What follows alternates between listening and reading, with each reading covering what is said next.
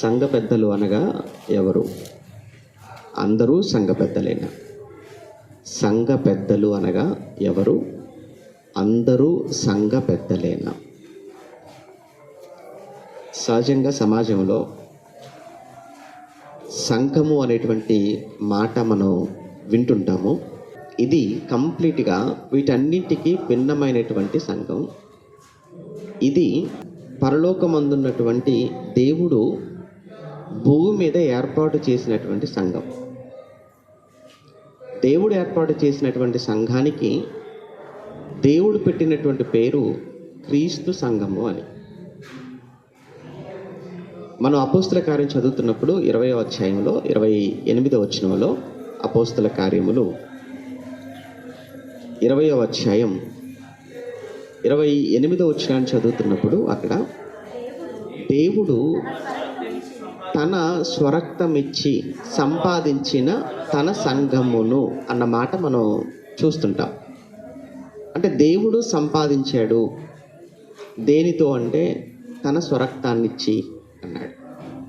ఇంకా దేవుడు సంపాదించుకున్నటువంటి సంఘం కనుక ఇది ఆయనది సంఘం, దేవుని సంఘం. అందుకే జీవము గల దేవుని సంఘము అన్న మాట ఉపయోగిస్తాడు పౌలు తిమోతికి రాసినప్పుడు. అదే సమయంలో ఎవరు సంపాదించుకుంటే అది వారిది అవుతుంది కనుక మరి ఇక్కడ సంపాదించుకున్నది, ఇక్కడ ప్రాణం ఇచ్చింది క్రీస్తు అయినప్పుడు ఈ సంఘం క్రీస్తుకు సంబంధించిన సంఘం. సంఘానికి ఆయనకు మధ్య ఉన్నటువంటి రిలేషన్ ఏదైతే ఉందో దాన్ని భార్యాభర్తల మధ్య ఉన్నటువంటి బంధంతో పోల్చాడు ఆయన. ఇది మనం ఎఫెసీ పత్రికలో చదువుకుంటాం కదా. ఎఫెసీ పత్రిక 5వ అధ్యాయంలో ఎఫెసీ పత్రికలో 22 నుంచి 32 వరకు ఈ మధ్యలో ఉన్న సారాంశం అంతా ఏంటయ్యా అంటే ఒక్క మాటలో భార్యాభర్తల గురించి మాట్లాడుతున్నాడు. యాక్చువల్గా భార్యాభర్తల గురించి చెప్పాలంటే కాదు ఆయన ఇంటెన్షన్. క్రీస్తుకు సంఘానికి మధ్య ఉన్నటువంటి బంధం గురించి చెప్పటానికి భార్యాభర్తల మధ్య ఉన్న బంధాన్ని తీసుకొచ్చాడు మధ్యలోకి. అంటే క్రీస్తు సంఘాన్ని ఎంత ప్రేమించాడో అని చెప్పడానికి ఒక భర్త తన భార్యను ఎంత ప్రేమిస్తున్నాడు, అలానే ఒక భార్య తన భర్త పట్ల ఎలాంటి విధేయత కలిగి ఉంటుంది అని ఈ భార్యాభర్తల మధ్య ఉండవలసినటువంటి ఉన్న రిలేషన్ని చూపించి యేసుక్రీస్తుకు సంఘాన్ని పట్ల కూడా అలాంటి రిలేషన్ ఉంది అని చెప్పటం పౌలు గారి యొక్క ఇంటెన్షన్ ఇందులో మనకు అనిపించేది. ఇక్కడ ఏం చెప్తున్నాడు అంటే భర్తగా యేసుక్రీస్తు, భార్యగా సంఘం. ఒక భార్య భర్తకి ఎలా లోబడుతుందో సంఘం కూడా క్రీస్తుకు అలా లోబడాలి. అలానే క్రీస్తు సంఘం కోసం తన భార్య కోసం ఎలా అయితే ప్రాణం పెట్టాడో అలానే ఒక భర్త, మంచి భర్త తన భార్య కోసం అంతగా ప్రాణం పెట్టే అంతగా తన భార్యను ప్రేమించాలి అనేది అక్కడ చెప్తున్నటువంటి మాటలు, రాసినటువంటి మాటల్లో ఉన్నటువంటి సారాంశం అదంతా కూడా. అంటే సంఘం అలానే పోషించాలి అని చెప్తాడు, అక్కడ సంరక్షించాలి అని చెప్తుంటాడు. ఒక భర్త తన భార్యను ఏం చేయాలి?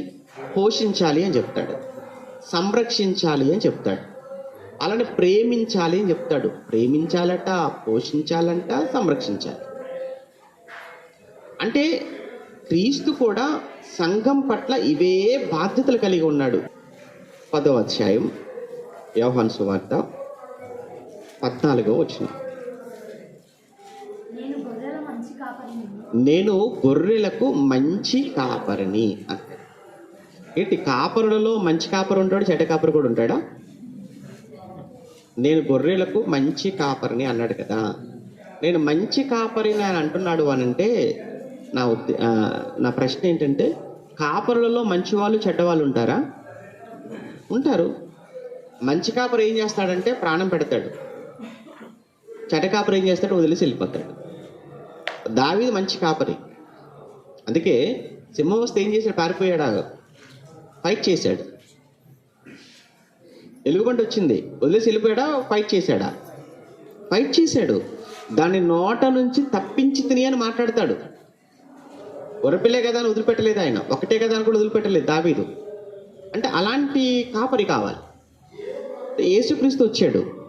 ఇప్పుడు యేసుక్రీస్తు వచ్చి అంటున్నాడు ఆయన, నేను గొర్రెలకు మంచి కాపరిని అన్నాడు. అంటే ఇప్పుడు మంచి కాపరి చేసే పని ఏంటంటే గొర్రెలను పోషిస్తాడు, గొర్రెలను రక్షిస్తాడు, గొర్రెల కోసం అవసరమైతే ప్రాణం పెడతాడు. ఇక్కడ మరలా మీరు గొర్రెలు అనగానే అసలు మనకు 4 కాళ్ళు తోకున్న ఆ గొర్రె గురించి అసలు మనం ఆలోచన చేయకూడదు.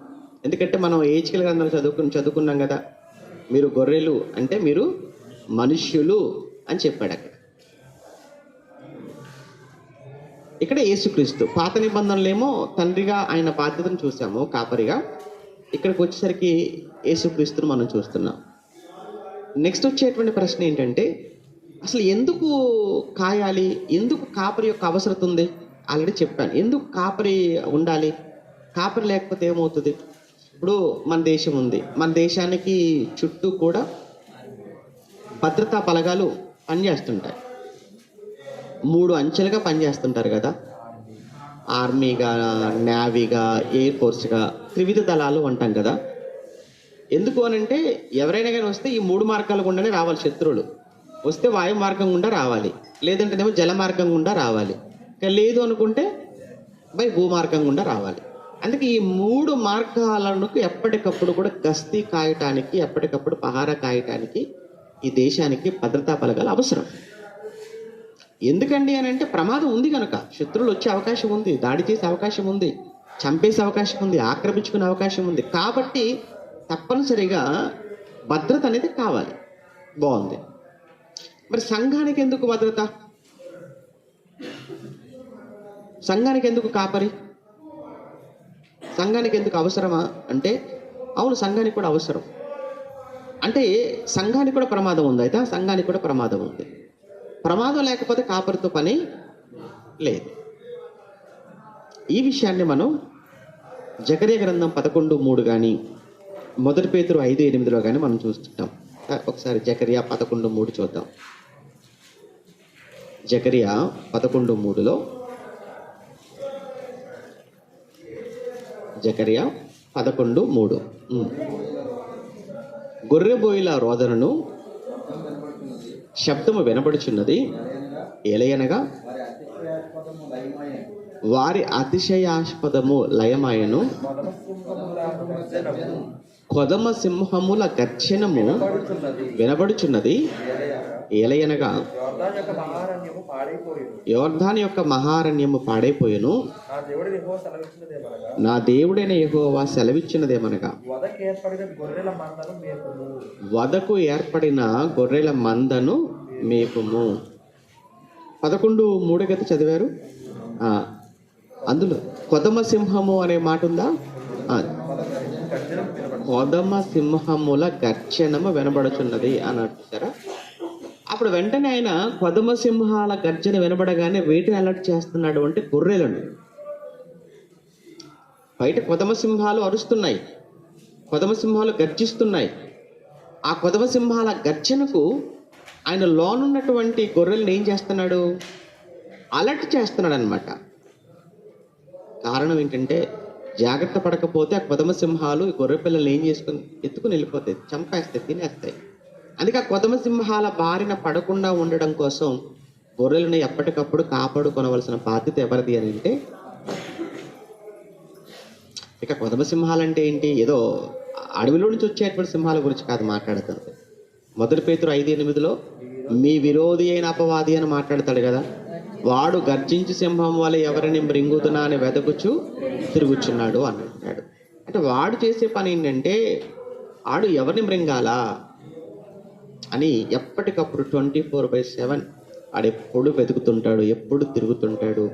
అందుకే వాడు ఎప్పుడు 24/7 వాడు రక్కులో ఉంటాడు కాబట్టి ఆన్ డ్యూటీలో ఉంటాడు కనుక సంఘం వాడి మాయలో, వాడి ఉచ్చులో, వాడి ఉరిలో, వాడి నోటిలో పడకుండా ఉండాలి అని అంటే సంఘానికి ప్రొటెక్షన్ కావాలి, సంఘానికి కంచె కావాలి, సంఘానికి భద్రత కావాలి. మరి ఎవరు ఆ సంఘాన్ని కాయాలి? ఎవరు ఆ సంఘాన్ని భద్రంగా చేస్తారు? ఎవరు కాపాడాలి సంఘాన్ని? అలా సంఘాన్ని కాపాడే భద్రంగా చూసుకునేటువంటి బాధ్యత ఒకప్పుడు తండ్రి దేవుడు చూసుకున్నాడు. తర్వాత యేసు ప్రభువు వచ్చాడు. ఆ యేసు ప్రభువు ఆయన 3.5 సంవత్సరాలు సేవ చేశాడు. ఆ 3.5 సంవత్సరాల్లో ఆయన తిరిగి వెళ్ళిపోతున్నప్పుడు ఈ బాధ్యతను అపోస్తలకు అప్పగించేశాడు. మరి అంతే కదా, నేను వెళ్ళిపోతున్నాను, మీరు జాగ్రత్త, ఇదిగో మీ చేతిలో పెడుతున్నాను. ఆయన ఉన్నంతకాలం ఆయన చూసుకున్నాడు. ఆయన వెళ్ళిపోయేటప్పుడు ఎవరు చూసుకోవాలి? అపోస్తలులకు అప్పచెప్పాడు. ఇప్పుడు అపోస్తలు కూడా లేరు కదా ఇప్పుడు. ఆ రోజు అపోస్తలు కూడా వాళ్ళకు దేవుడిచ్చిన కాలం ఉన్నారు, వెళ్ళిపోయారు. మరి వాళ్ళు ఏం చేయాలి? దేవుడేమో యేసుప్రభుకి అప్పచెప్పాడు, యేసుప్రభు ఏమో అపోస్తలకు అప్పచెప్తున్నాడు. ఇప్పుడు అపోస్తలు కూడా వెళ్ళిపోతున్నప్పుడు వాళ్ళు కూడా ఏం చేయాలి అంటే వాళ్ళు మరొకరికి అప్పచెప్పాలి, సంఘ బాధ్యత.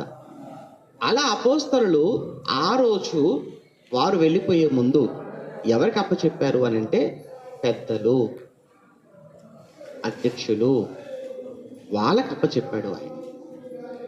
అలా దానికి ఉదాహరణగా మనం చూసేటువంటి ఒక మంచి సందర్భమే అపోస్తుల కార్యములు 20వ అధ్యాయం. అపోస్తుల కార్యములు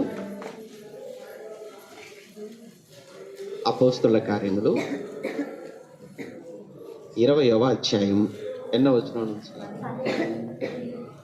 17వ వచనం నుంచి. అపోస్తుల కార్యములు 20వ అధ్యాయం 17 నుంచి. అతడు మిలేతు నుండి ఎఫెసులకు వర్తమానం పంపి, సరే ఇదంతా మీకు తర్వాత చదువుకోండి, అక్కడ ఉన్న విషయం చెప్తాను నేను. ఇక్కడ పౌలు గారు ఇది 3వ ప్రయాణం. ఇది ఈ పౌలు గారు 3వ ప్రయాణం ముగింపులో త్వరగా పెంతెకోస్తు వరకు ఆయన యెరూషలేముకు వెళ్ళిపోదామన్న ఆతృతలో ఉంటాడు ఆయన. నేను మళ్ళీ ఎఫెసుకి వెళ్ళిపోతే ఆలస్యం అయిపోద్ది అని చెప్పి ముందుగానే ఎఫెసులో ఉన్న పెద్దల కబురు పెట్టి మార్గ మధ్యలో మనం కలుసుకుందాము మిలేతులో, నేను డైరెక్ట్గా మాస్తోనియా నుంచి నేను ఇక్కడికి వచ్చేస్తాను, మీరు ఎఫెసు నుంచి మిలేతుకు రండి, అక్కడ కొన్ని ఇన్స్ట్రక్షన్స్ నేను మీకు ఇస్తాను అని అనగానే పౌలు గారు బయలుదేరక ముందే వాళ్ళకి ఇంటిమేషన్ వెళ్ళిపోయింది. వాళ్ళందరూ కూడా వచ్చారు, మిలేతులో వెయిట్ చేస్తున్నారు. పౌలు గారు కూడా మాస్తోనియా ప్రాంతాల నుంచి మిలేతుకు వచ్చాడు. ఇప్పుడు మిలేతులో సదస్సు జరుగుతుంది, సేవకుల సదస్సు, కాపర్ల సదస్సు. అది ఆ సదస్సులో ఆయన మాట్లాడుతున్న మాటలు అన్నమాట ఇవి. 17వ వచనం నుంచి మిలేతులో ఏమంటున్నాడు అందులో మనకు అవసరమని చదువుకుందాం. సంఘ పెద్దలను పిలిపించి, ఆ పదం రాసుకోండి, సంఘ పెద్దలను పిలిపించాడు అని రాయబడింది. ఇక ఎవరు ఈ పెద్దలు? పెద్దలువా? పెద్దలు. ఒకటి గుర్తుపెట్టుకోండి. రెండో విషయం ఏంటంటే ఇందులో ఎఫెసు నుంచి కాదు పిలిపించింది, ఎఫెసు నుంచేనా? ఇప్పుడు ఎఫెసులో ఎన్ని సంఘం? ఒకటే సంఘం. మిలేతుకు ఎఫెసులో ఉన్న సంఘ పెద్దలు పిలిపించాడు. అంటే ఇప్పుడు ఎఫెసు అనేది ఒకటే సంఘం. అక్కడ ఎఫెసు అనేది పట్టణం, ఆ పట్టణంలో క్రీస్తు సంఘం ఉంది. ఆ సంఘంలో పెద్దలు అన్నాడు అంటే ఎఫెసు సంఘంలో ఒకరికంటే ఎక్కువ మంది ఉన్నారు పెద్దలు. ఒక సంఘంలో ఒకరికంటే ఎక్కువ మంది పెద్దలు ఉన్నారు. అన్ని సంఘాల్లో ఉన్న పెద్దలు కారు వీళ్ళంతా, కేవలం ఎఫెసులో ఉన్న పెద్దలు మాత్రమే, మర్చిపోకండి. ఓకేనా? రైట్. సంఘ పెద్దలు పిలిపించాను, వారు ఆయన ఎద్దుకు వచ్చినప్పుడు వారితో ఇట్లను అని ఇదంతా చెప్తూ అందులో ఒక్క మాట ఎక్కడుంది ఆ మాట? 21, 22, 23లోన మిమ్మల్ని కాయుటకు అన్న మాట ఉపయోగించాడు కదా. 28వ వచనంలో దేవుడు స్వరక్తమిచ్చి సంపాదించిన తన సంఘమును కాయుటకు అన్నాడు. ఇప్పుడు పిలిపించింది ఎవరిని? పెద్దలని. మనం చదువుకున్న 17లో పెద్దల్ని పిలిపించాడు. పిలిపించి 28కి వచ్చేటప్పటికి ఏమంటున్నాడు అంటే తన సంఘమును కాయుటకు అన్న పదాన్ని ఉపయోగించాడు. కాసేవారిని ఏమంటారు? కాపరి అంటారు. అంటే పైననేమో పెద్దలు అన్నాడు, కిందికి వచ్చేటప్పటికేమో కాయుటకు అనేటువంటి పదాన్ని ఉపయోగించడం వల్ల వీళ్ళెవరు అన్నట్టుగా చెప్తున్నాడు అంటే ఆయన కాపరి అన్నట్లుగా మాట్లాడుతున్నాడు. తర్వాత మాటలో పరిశుద్ధాత్మ మిమ్మును దేని యందు అధ్యక్షులుగా ఉంచెనో అన్న పదం మరలా ఉపయోగించాడు. ఇక్కడ ఇంతకు అసలు వచ్చింది అధ్యక్షులా, వచ్చింది కాపరులా, వచ్చింది పెద్దలా? ఎవరు అసలు వచ్చింది? ఆయన పిలిపించింది ఎవరిని? పెద్దలను. మరి పెద్దలే కదా వచ్చారు. మరి వచ్చింది పెద్దలైనప్పుడు మళ్ళీ ఆ పెద్దలను ఏమంటున్నాడు ఆయన? కాపరులు. ఒకరు వచ్చింది కాపర్లు అనుకుంటే మళ్ళీ వెంటనే ఏమన్నాడు? అధ్యక్షులు అన్నాడు. ఈ ముగ్గురు వేరువేరా లేకపోతే ఒక్కరేనా అంటే ఒక్కరే, కానీ ఆయన ఆ ఒక్కరైనటువంటి ఆ పెద్దలను ఏమన్నాడు అంటే కాపరి అన్నాడు. ఆ ఒక్కరైనటువంటి ఆ పెద్దలను ఏమంటున్నాడు అంటే అధ్యక్షులు అంటున్నాడు. అంటే మనకి ఏమర్థం కావాలంటే పెద్ద అన్న, కాపరి అన్న, అధ్యక్షుడు అన్న ఒక్కరే, వేరు వేరు కాదు. మన సంఘాలలో వేరు, పాస్టర్ వేరు మన సంఘంలో. ఎందుకంటే సంఘంలో చాలామంది ఉంటారు కదా, అప్పుడు చాలామంది ఉన్నప్పుడు ఏం చేయాలి అని అంటే ఒక్కొక్కరికి ఒక్కొక్క పదవి ఇచ్చి వాళ్ళని సైలెంట్ వాళ్ళని ఏం చేయాలంటే వాళ్ళని సంతోష పెట్టాలి. ఇప్పుడు పాస్టర్ గారు వచ్చి నేనే అధ్యక్షుడిని, నేనే కాపరిని, నేనే పెద్దను, నేనే నాయకుడు అన్నాడు అనుకో, మరి మేమెందుకు సార్ అంటారు వాళ్ళు. మరి మేమెందుకు అంటారు. అప్పుడు పాస్టర్ గారు ఏం చేయాలంటే సర్లే నేను కాపరిగా ఉంటాను, మీరు ప్రెసిడెంట్గా ఉన్నాడు, అధ్యక్షుడిగా ఉన్నాడు అనుకోండి, అప్పుడు అధ్యక్షుడు అనుకుంటాడు ఆయన. మరి ఇంకొకరు వచ్చి మీరేమో పెద్దలుగా ఉండండి అని అంటాడు ఆయన. అలా. కానీ బైబిల్లో చూస్తుంటే పెద్ద అయినా కాపరైనా అధ్యక్షుడైనా ఒక్కటే, వేరే వేరేం కాదు. కాపరైనా ఇంగ్లీష్లో ఏమన్నారు, పాస్టర్ అన్నారు, ఇంగ్లీష్లో పాస్టర్ అంటాడు. ఇంకొక మాట కూడా ఉంది వీళ్ళకు, నాయకుడు అనేటువంటి మాట కూడా వీళ్ళకి ఉపయోగించాడు. ఇది ఎక్కడ మనకు హెబ్రీ పత్రిక 13వ అధ్యాయంలో, హెబ్రీ పత్రిక 13వ అధ్యాయం,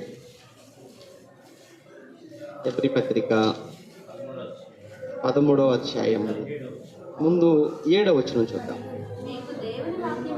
13:7లో ముందుగా చూసి, మీకు దేవుని వాక్యము బోధించి మీపైని నాయకులుగా ఉన్న వారిని జ్ఞాపకం చేసుకుని వారి ప్రవర్తన ఫలమును శ్రద్ధగా తలంచుకొనుచు వారి విశ్వాసమును అనుసరించి. అంటే ఇక్కడ వారు నాయకులు అన్న పదం ఉపయోగించాడు కదా, మీ పైన నాయకులుగా ఉన్నవారు అన్నాడు. ఆ నాయకులుగా ఉన్నవారు ఎవరు? పెద్దలు. కాబట్టి ఇక్కడ కంప్లీట్గా ఇవన్నీ కూడా మనం చదువుతున్నప్పుడు పెద్దలు, అధ్యక్షులు, నాయకులు, కాపరులు అంతా ఒక్కరే తప్ప వేరు వేరేమి. ఇంకా మీరు అక్కడే 17వ వచనంలో కూడా మీరు చదువుతున్నప్పుడు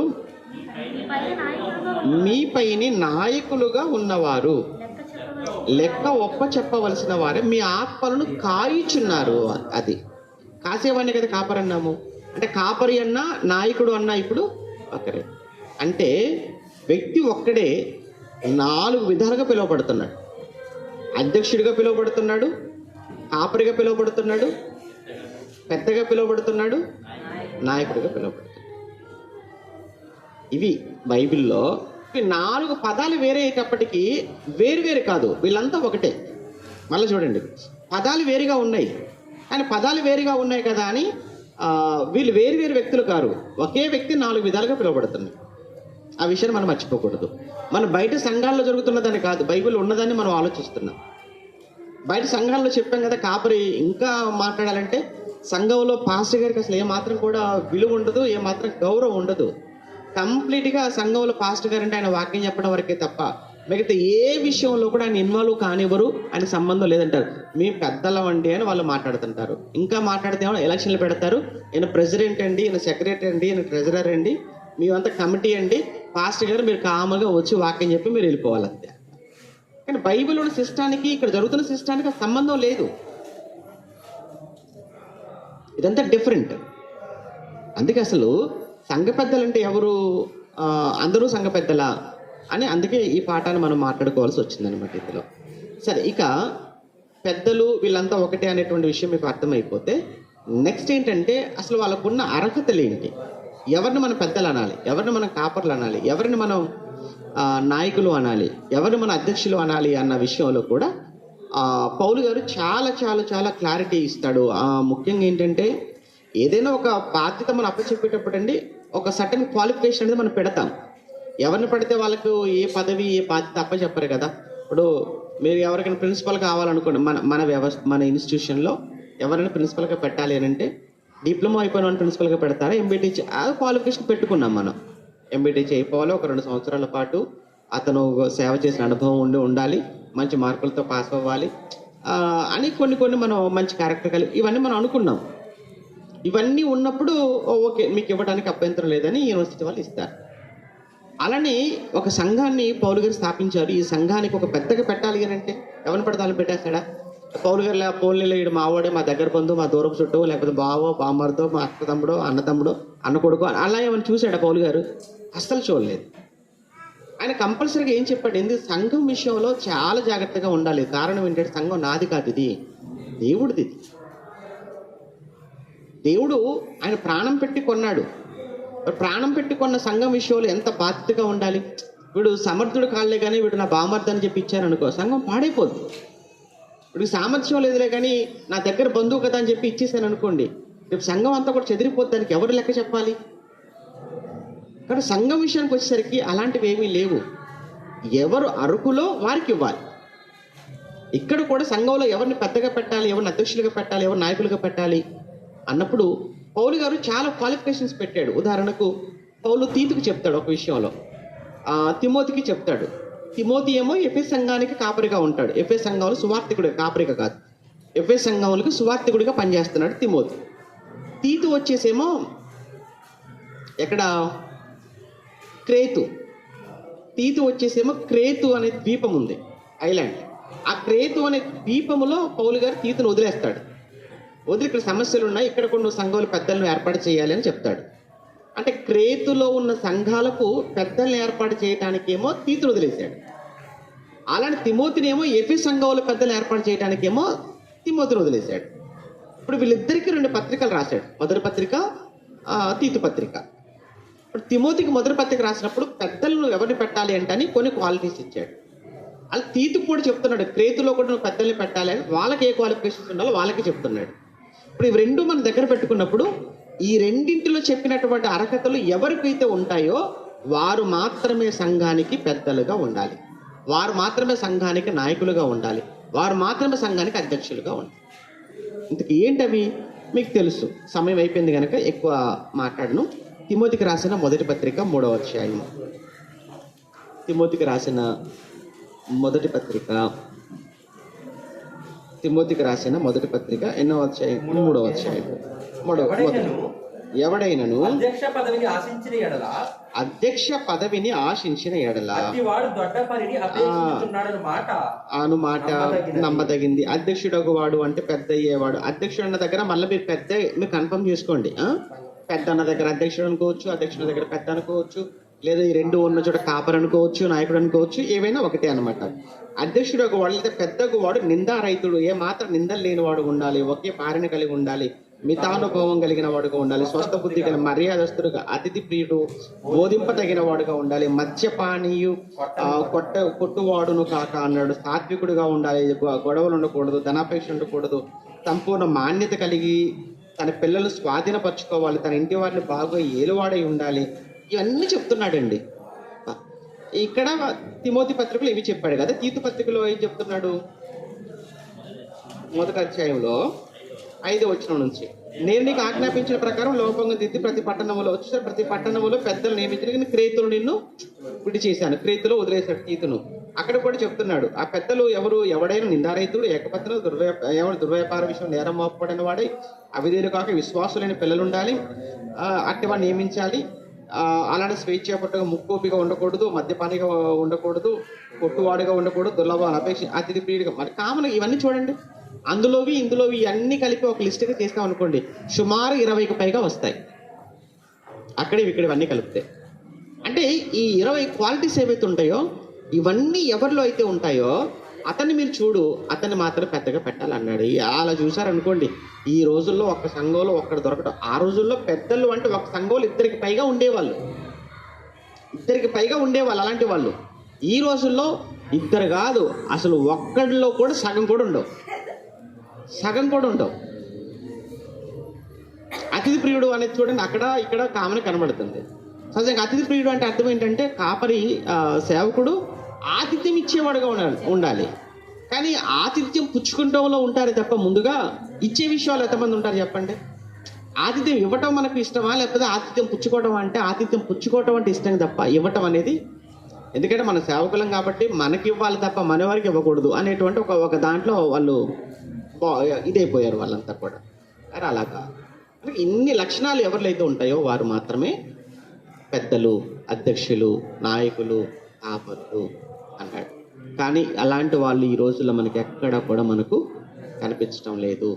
ఆ రోజు కూడా దేవుడు కొంతమందిని పెడితే వాళ్ళు ఆ రోజు ఏమైపోయారు అని అంటే యెషయా గ్రంథంలో చెప్తుంటాడు కదా, వాళ్ళ గురించి మీకు తెలుసు. వాళ్ళు ఏమంటాడు అంటే యెషయా గ్రంథం 56:10 కానీ, ఇర్మియా 12:10 కానీ, ఏజ్కేలు 34:2 కానీ, యెషయా 56:10 కానీ, ఇర్మియా 12:10 కానీ, ఏహెచ్కేలు 34:2 కానీ, ఇవన్నీ కూడా చూస్తుంటే తిండిపోతులుగా మారిపోయారట. మోగుక్కలుగా అని మాట్లాడుతూ ఉంటాడు. అలానే కంచె చేను వేసినట్లుగా ఏమైపోయారు అని అంటే, కాయాల్సినటువంటి వీళ్ళే ఆ గొర్రెలు ఏం చేసుకుంటున్నారంట, భక్షించేస్తున్నారు, చంపేస్తున్నారు. అంటే అర్థం ఏంటంటే వాళ్ళ కష్టాన్ని దోచుకుంటున్నారు, వాళ్ళ శ్రమను దోచుకుంటున్నారు. వాళ్ళ మీద వచ్చేటువంటి ఏమంటారు అంటే కేవలం ఆదాయం కోసం, డబ్బు కోసం అన్నట్టు ఉంటున్నారు తప్ప అసలు గొర్రెలు ఏ మాత్రం పట్టించుకోకుండా అయిపోయారు. సేమ్ ఈరోజు సోకాళ్ళు అక్కడక్కడ కూడా మనకి ఎక్కువ మంది అలాంటి వాళ్ళు మనకు కనబడుతున్నారు. ఈరోజు మనం ఎవరం అని అంటే, ఈరోజు కేవలం మనం సువార్థికులం. We are only preachers. నేను కేవలం సువార్థికుడును మాత్రమే. కానీ సువార్థికుడు అని అంటే వీళ్ళకి అర్థం కాదు. కాబట్టి ఈ సమాజానికి బయట ఉన్నటువంటి వాళ్ళకు మనం ఒక కాపరిగా, ఒక పాస్టర్గా మనం చెప్పుకుంటున్నాం. కానీ వాస్తవానికి బైబిల్ ప్రకారంగా చూస్తే కాపరిగా, అధ్యక్షుడిగా, నాయకుడిగా, పెద్దగా ఉండవలసినటువంటి లక్షణాలు మాత్రం నాకు కానీ మీకు కానీ మనలో ఎవ్వరికీ లేవు. మరి మనం అంతా ఎవరు అని చెప్పుకోవాలంటే కేవలం మనం సువార్థికులం, బోధకులం, వాక్యోపదేశకుడు, సువార్థికుడు, బోధకులే ఉన్నారు తప్ప ఈరోజు అధ్యక్షులు, పెద్దలు, కాపరులు, నాయకులు బైబిల్లో ఇచ్చిన ఆ లక్షణాలను పెడితే ఏ ఒక్కరు దానికి పెట్టేవారు. అసలు బైబిల్లో సంఘము అని అంటే కొత్త నిబంధనకు వచ్చేసరికి సంఘం అంటే ఏమని చెప్పాడు అని అంటే, ఆయన సంఘము అని అంటే గోడలు కాదు, సంఘము అంటే బిల్డింగ్ కాదు, సంఘము అని అంటే మనుష్యులు అని 28 ప్రకారంగా కానీ, లేదంటే అపోస్తలుల 8:1 ప్రకారంగా కానీ చూసాం. ఒకప్పుడు దేవుడు ఇశ్రాయేలుకు కాపరిగా ఉన్నాడు. తర్వాత ఆయన ఎవరికి అప్పచెప్పాడు? యేసుప్రభుకి అప్పచెప్పాడు. యేసుప్రభు అపోస్తలులకు అప్పచెప్పాడు. అపోస్తలు వచ్చేసేమో ఆ రోజు సంఘాలలో పెద్దలు ఏర్పాటు చేశారు. ఆ పెద్దలు ఎందుకు అప్పచెప్పవలసి వచ్చిందని అంటే, ప్రమాదం ఉంది కనుక, నేను వెళ్ళిన తర్వాత క్రూరమైన తొడలు వచ్చేస్తే ఈడ్చుకుని వెళ్ళిపోతారు కాబట్టి మీకు అప్పచెప్తున్నాను అని చెప్పేసి అన్నాడు. వాళ్ళు కూడా ఎలాంటి వాళ్ళు అయి ఉండాలి అని అంటే, ఇన్ని క్వాలిటీస్ పెట్టాడు. అవన్నీ ఉన్నప్పుడు మాత్రమే వాళ్ళు పెద్దలు అవుతారు, వాళ్ళు అధ్యక్షులు అవుతారు, నాయకులు అవుతారు, కాపర్లు అవుతారు. కనుక ఇంత బాధ్యత వారి మీద ఉంది. ఆ రోజు నిజంగా చాలా మంది పెద్దలైన వారు, నాయకులైన వాళ్ళు కాపాడారు కనుక సంఘాలను. ఆ సంఘాలు 10 కాలాల పాటు నిలబడ్డాయి. మరి ఈ రోజు పరిస్థితి ఏమైపోయిందని అంటే, ఈరోజు ఇవన్నీ కూడా పనిచేసుకున్నారు, పదవులన్నీ పనిచేసుకున్నారు తప్ప సంఘాల పట్ల ఏమాత్రం బాధ్యత లేకుండా బాధ్యతారహితంగా వీళ్ళు ప్రవర్తిస్తున్నారు. ఆఖరికి ఎలా అయిపోయారంటే సంఘాలు అని అంటే వారిని దోచుకోవటం, వారిని నుంచి ఆశించటం, వారికి వాక్యం లేదు, వారికి భద్రత లేదు, ఏది లేదు, విచ్చలవిడిగా మారిపోయింది. ఈరోజు సంఘాలు నిర్వీర్యం అయిపోతున్నాయి, ఆత్మీయత లేదు, గొడవలు అయిపోతున్నాయి, కలహాల మధ్య ఈరోజు సంఘాలన్నీ కూడా ఈరోజు ఉంటే మనం చూస్తున్నాం. అలానే ఒకప్పుడు కూడా ఇశ్రాయేల్లో కూడా అలాంటి వాళ్ళే ఉన్నారు అని చెప్పడానికి చివరిలో మనం చూసింది. కానీ సంఘాల పట్ల మనం అందరము కూడా బాధ్యత కలిగిన వారుగా ఉండాలి. వాక్యంతో వాళ్ళందరినీ పోషించాలి, సంరక్షించుకోవాలి, కాపాడుకోవాలి అనేది ఫైనల్గా ఈ పాఠం నుంచి మనం నేర్చుకోవాల్సినటువంటి విషయం. ఓకే, సరే, ప్రార్థన చేస్తాను, సమయం అయిపోయింది. ప్రేమగల తండ్రి, పరిశుద్ధుడా, మీ వందనాలు. ఇప్పటి వరకు మీ పిల్లలతో పంచుకున్న ప్రతి మాట వాక్యానుసారమైనదిగాను, మీ పిల్లల దృష్టికి అది వారు అర్థం చేసుకోవటానికి, వారు వివేచించడానికి సరైనదిగా ఉన్నది అని భావిస్తూ, మరి పరీక్షకు సిద్ధపడుతున్న బిడ్డల కోసం ముఖ్యంగా ప్రార్థిస్తున్నాం. జ్ఞాపకం చేసుకోండి. మంచి జ్ఞానం వారికి ప్రసాదించి చక్కగా వారు రాయుటకు సహాయం చేయండి. జరగని అన్ని తరగతులు చక్కగా జరుగునట్లుగా కృప చూపించండి. క్రీస్తు నామమున ప్రార్థన అడుగుతున్నాము తండ్రి, ఆమేన్.